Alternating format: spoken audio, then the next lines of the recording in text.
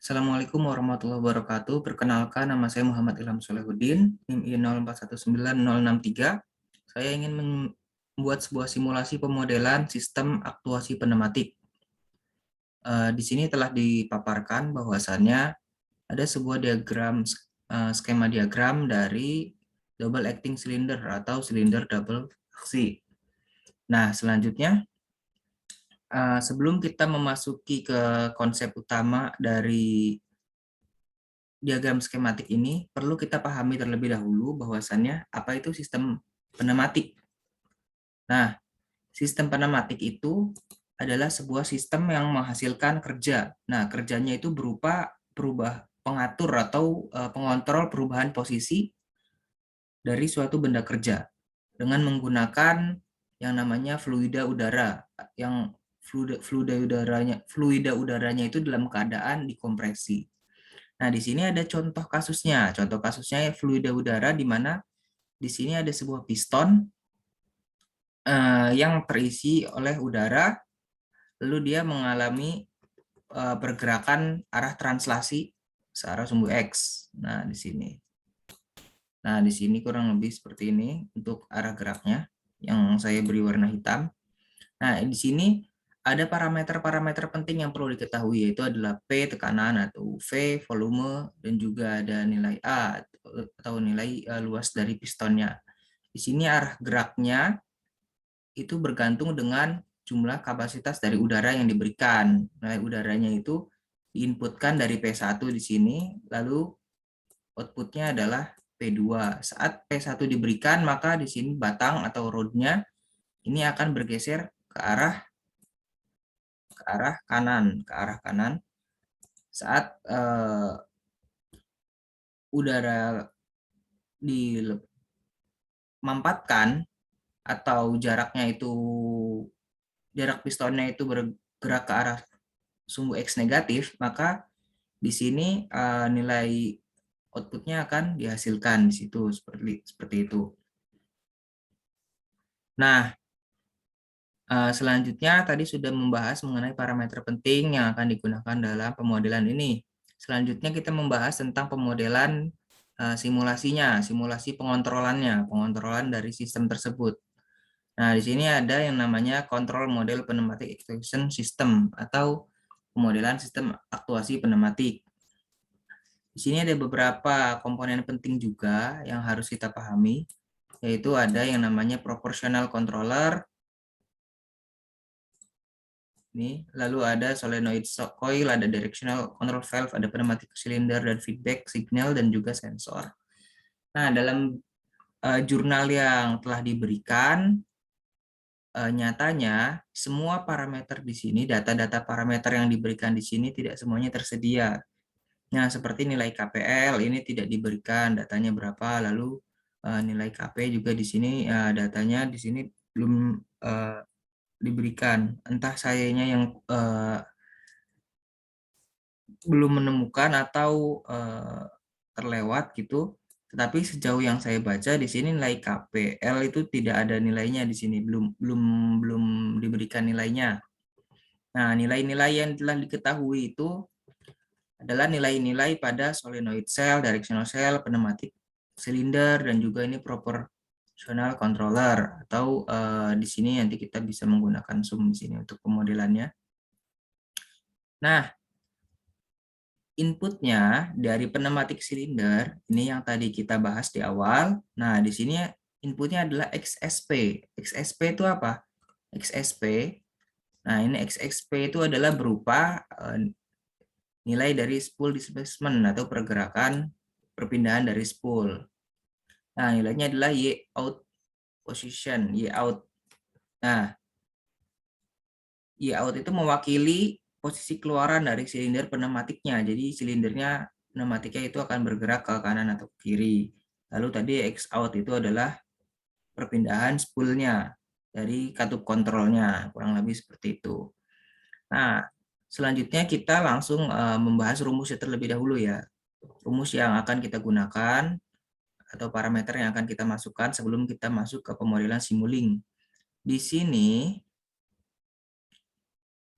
perlu kita perhatikan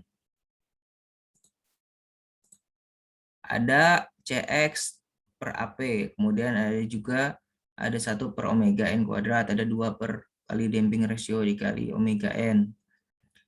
Lalu di sini juga ada beberapa parameter-parameter penting. Nah, di sini saya bakal memaparkan atau untuk mempersingkat waktu, jadi saya harus memberikan sebuah konsep dasar awal dulu dalam pengerjaan MATLAB-nya. Nah, di sini saya sudah memberikan notes atau catatan ya. Jadi untuk pneumatik silinder, jadi kondisi pada pneumatik silinder, ini yang saya garis bawahi ini yang saya garis bawahi. Nah, di sini ada CX per DP. Kita lihat ke atas ya. Nah, di sini ada CX per DP. Nah, di sini saya simbolkan dengan A. Lalu di sini ada nilai D atau damping ratio. Damping ratio ini yang terletak di atas. Nah, ini damping ratio. Nah, 2 dikali damping ratio dikali S. Lalu ada koefisien derajat 3, yaitu adalah 1 per omega N kuadrat. Kenapa derajat 3? Karena di sini ada S dikali S kuadrat. Maka di sini menghasilkan X pangkat 3 atau S berderajat 3. Disimbolkan dengan B ya. Di sini saya untuk yang koefisien derajat 3 disimbolkan dengan B.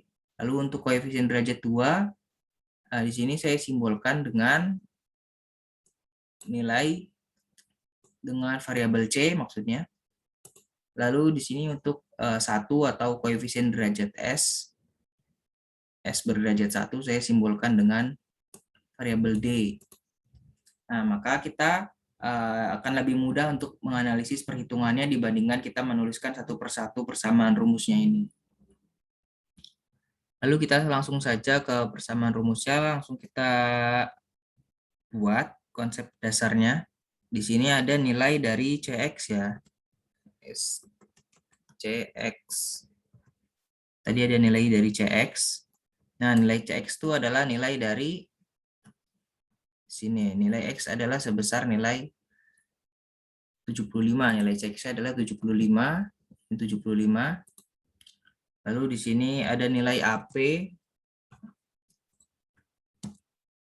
Nilai AP sama dengan tadi berapa nilai AP-nya? Nilai AP-nya adalah 804,24. 804,24. Selanjutnya di sini ada nilai dari D-nya, nilai D atau nilai dari damping ratio yang kita perlukan, nilai damping ratio D, variabel D kecil ya. Berapa nilai damping rasionya? Nilai damping ratio yang kita perlukan buat pneumatik sistem. Kita cari dulu dari data damping ratio. Nah, di sini kita menggunakan damping rasionya 1,66 sama dan frekuensi naturalnya 58,11. Damping ratio kita simbolkan dengan D kecil sama dengan 1,66. Lalu kita menggunakan omega N atau frekuensi natural yaitu 58,11. Nah, selanjutnya adalah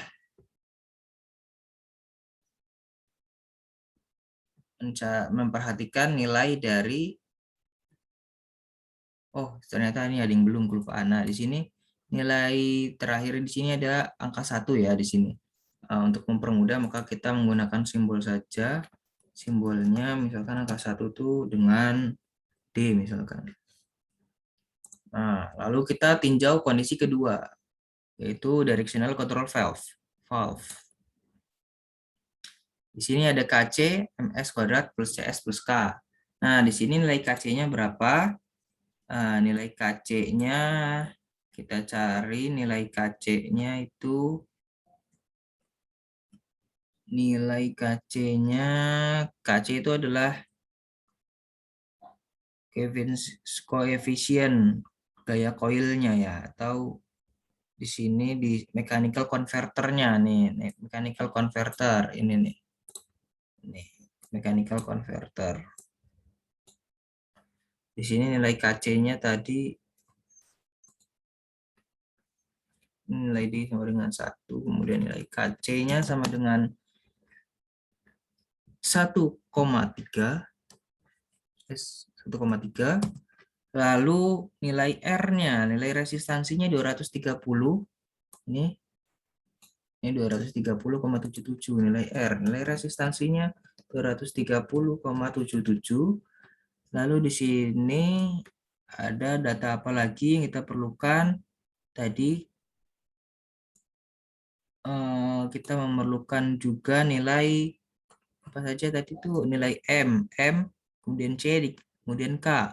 C adalah damping coefficient, damping, kemudian spring constant, of springnya. Lalu kita cari di sini springnya. Oh, nilai K-nya nih ketemu nih, nilai K-nya 100, nilai K-nya sama dengan 100. Lalu kemudian kita cari lagi nilai masanya tadi M ya, M-nya massa ya. M-nya di sini mass pool nih. M-nya 10 gram. 10 gram kok nilai satuannya itu adalah satu internasional berarti kilogram, berarti 10 dibagi 1000 berarti nilai massanya sama dengan 10 kan, massanya 10 ya, berarti 0,01. Ini catatan dari M sama dengan 10 gram sama dengan 0,01 kilogram. Nah, selanjutnya adalah tadi kemudian kita nyari nilai C-nya. Nilai C itu adalah damping coefficient, dampingnya. Koefisien dampingnya sepertinya tadi ada di koefisien damping itu. Nah, ini koefisien dampingnya atau CSP 0,01. Nilai C sama dengan 0,01. Nah, kemudian RU sudah, kemudian nilai yang kita perlukan untuk solenoid cell. Untuk ini, untuk persamaan fungsi ini. Itu ada, kita memerlukan L atau induktansi dan juga R. R tadi sudah ya, kita berarti tinggal memerlukan nilai L. Tadi nilai L-nya itu berapa? Nilai L-nya itu adalah sebesar 0,8. 0,98. Nah, kemudian mereka sudah ya, kemudian langsung kita masuk ke analisis perhitungan saja. Mungkin sepertinya sudah semua nilai M, C, L, K, R, D. Sudah semua. Nah, tadi kan kita analisis perhitungan.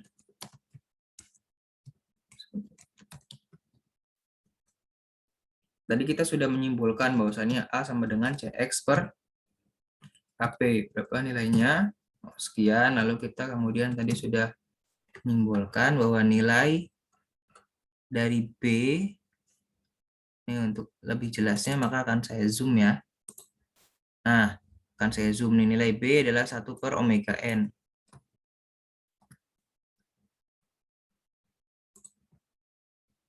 Omega N sudah diinputkan nilainya. Nilai B adalah 1 per omega N. Omega N itu nilai B. Kita dapat nilainya. Kemudian nilai C. Tadi nilai C sama dengan 2 dikali D atau koefisien damping dibagi omega N.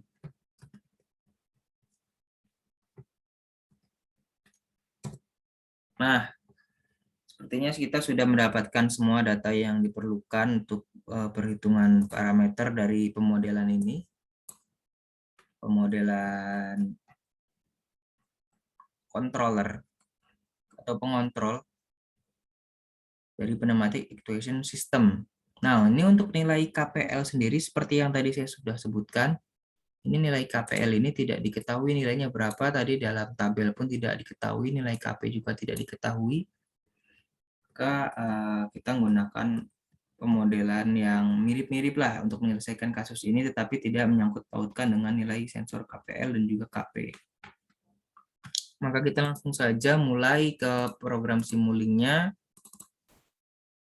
Di sini kita menggunakan transfer function dulu yang pertama ya, transfer function. Berapa jumlah transfer functionnya? Yang kita perlukan itu adalah 3 transfer function.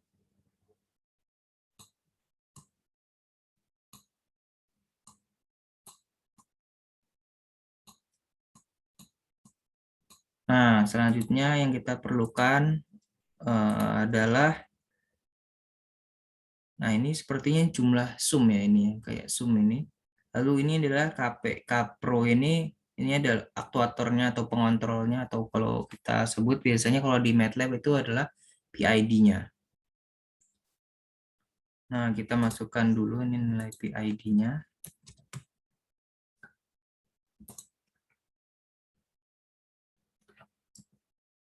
PID. Nah, PID di sini.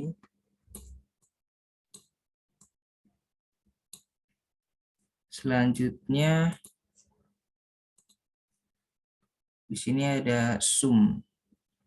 Sum penjumlahan sum.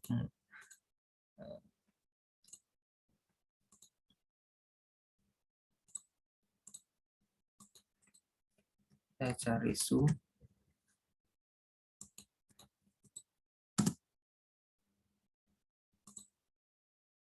Nah, kita masukkan ke sini. Kita ganti bentuknya tadi berdasarkan contoh pemodelan, nilainya adalah plus minus. Lalu sini ada output, ada inputan nilai KP di sini. Nah, karena dari jurnal sendiri bahwasannya nilai hasil fungsi yang ingin diperoleh itu adalah berupa fungsi seperti ini ya, fungsi step ya. Nah, maka kita menggunakan analogi yang sama untuk pemodelan ini. Kita menggunakan simuling untuk fungsi stepnya.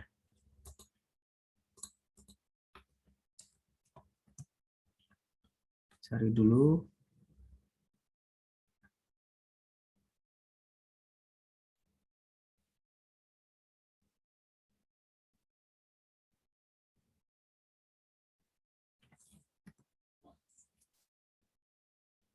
Fungsi step. Nah, ini fungsi step.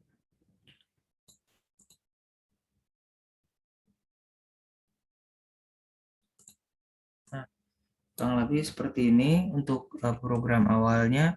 Untuk outputnya nanti kita belum mengetahui seperti apa outputnya ya. Karena di sini juga variabelnya kita belum memasukkan nilainya.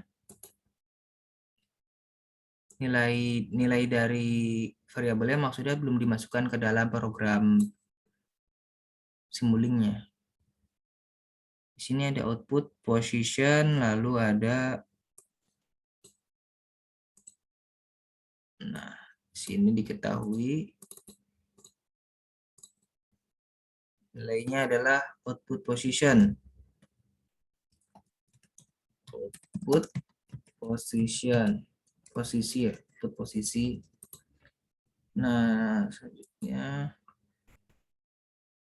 di sini nilai inputnya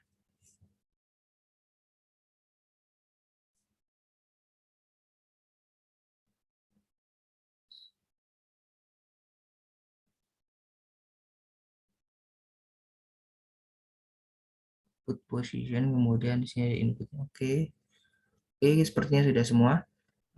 Selanjutnya kita langsung saja masukin ke parameternya di sini. Di sini tadi kita menyesuaikan bahwasannya di sini ada 1 per omega S ya.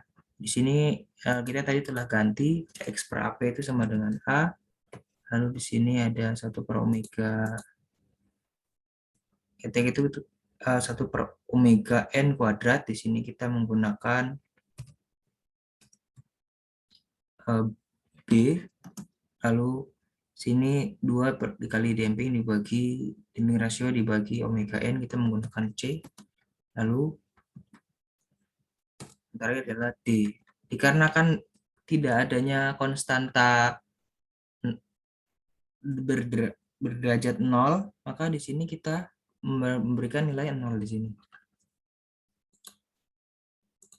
Oke, untuk numeratornya seperti ini.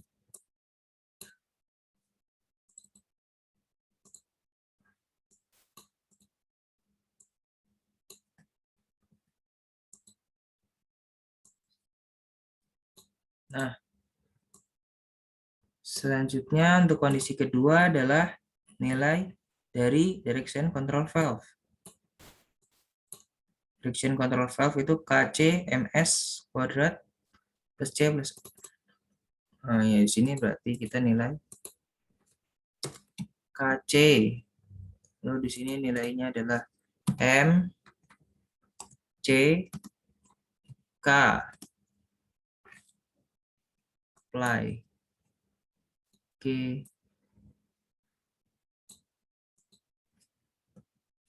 Misalnya sebentar, saya hapus dulu ya. Ini tertukar sepertinya ini di sini.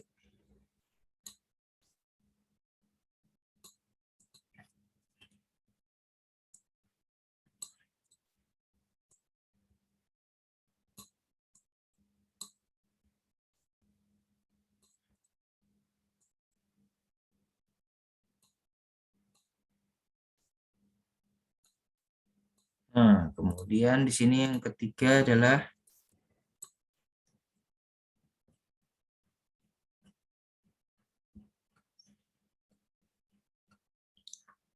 solenoid cell atau 1/L plus L. Berarti ini 1, lalu di sini kita ganti denominatornya dengan L, lalu di sini dengan R. Oke. Nah, untuk PID ini sebagai aktuatornya ya, atau pengontrolnya. Nah, kurang lebih outputnya seperti ini. Program sebelum kita memberikan nilai output, program awalnya seperti ini. Nah, di sini ada poin-poin penting yang harus diperhatikan. Bahwasannya ada penjelasan yang mengatakan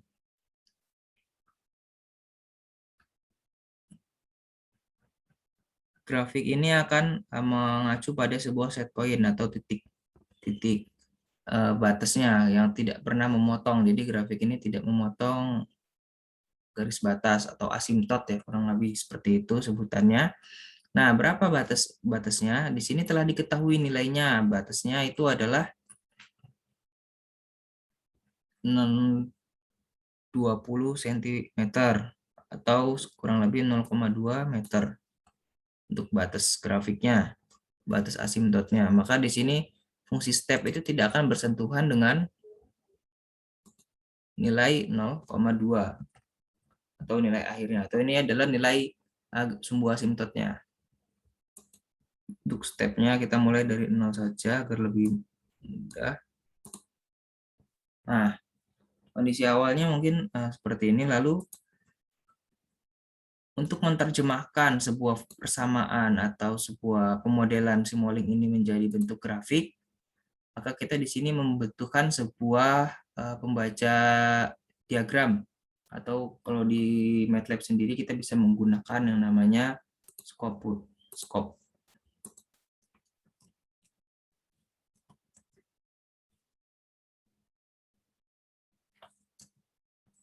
Nah, di sini scope itu sebagai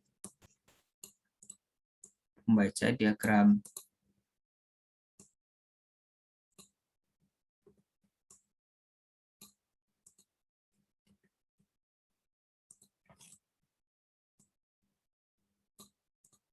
Nah, membaca diagram.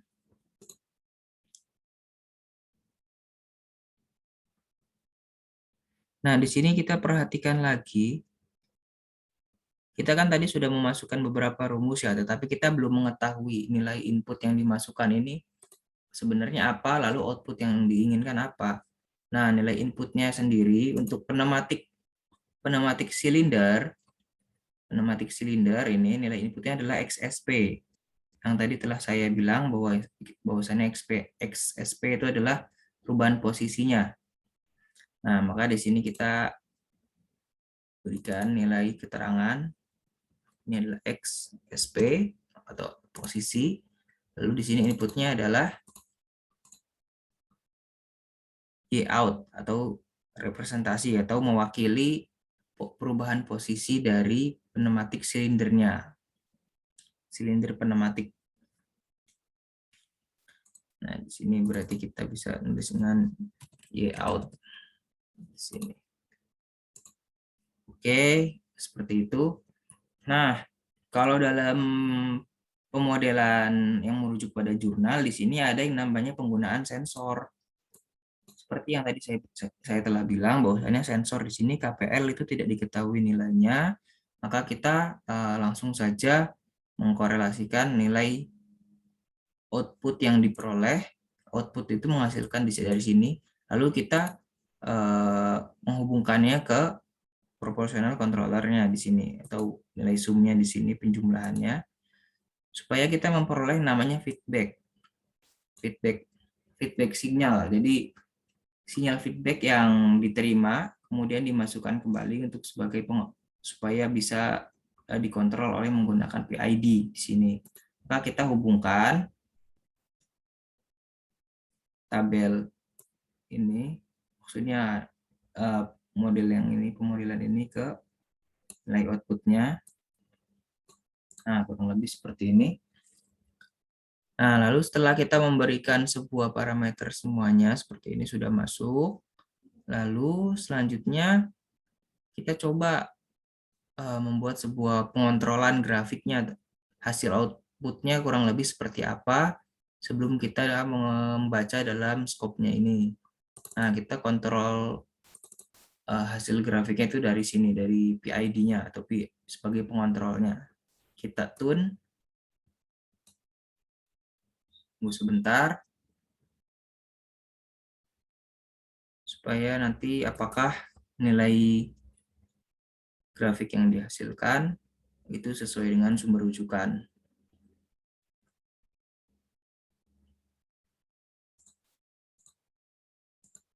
Nah, ini grafiknya masih kurang bagus.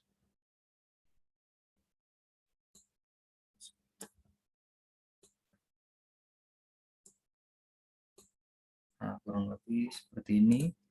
Bila kita korelasikan kan ini masih dalam kontrol PID ya, belum dalam hasil output yang diinginkan. Nah, jadi dalam bentuk PID seperti ini, pengontrolan grafiknya. Lalu lanjut, meskipun kita di sini tidak menggunakan sensor, tapi saya sendiri menggunakan pendekatan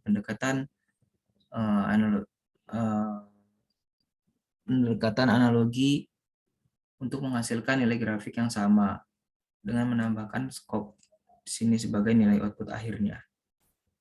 Oke, kita sudah dapat seperti ini. Lalu kita kontrol saja. Oke. Nah, sekarang nilai pengontrolan dari PID itu seperti ini bentuk grafiknya. Bagaimana dengan nilai outputnya, nilai skopnya, nilai yang seharusnya menghasilkan nilai output? Bagaimana nilainya?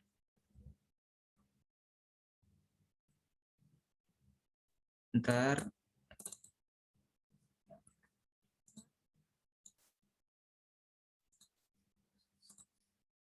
ini ada yang salah.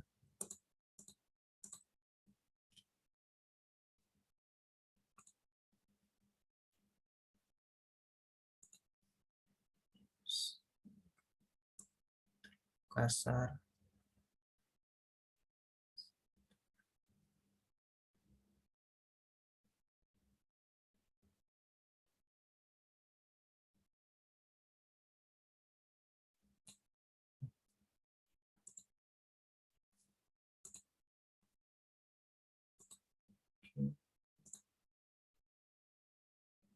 Coba lagi.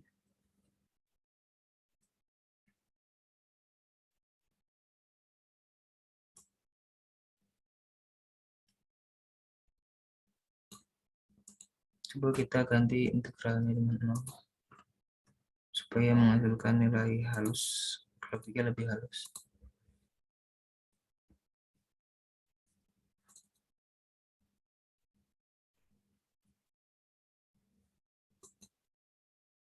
Masih belum. Oh, sudah ternyata. Nah, ini adalah nilai outputnya, nilai output dari pemodelan sistem aktuasi pneumatiknya. Seperti ini bila menggunakan scope. Dan ini untuk pengontrolan PID-nya. Tadi grafiknya seperti ini. Ini nilai outputnya.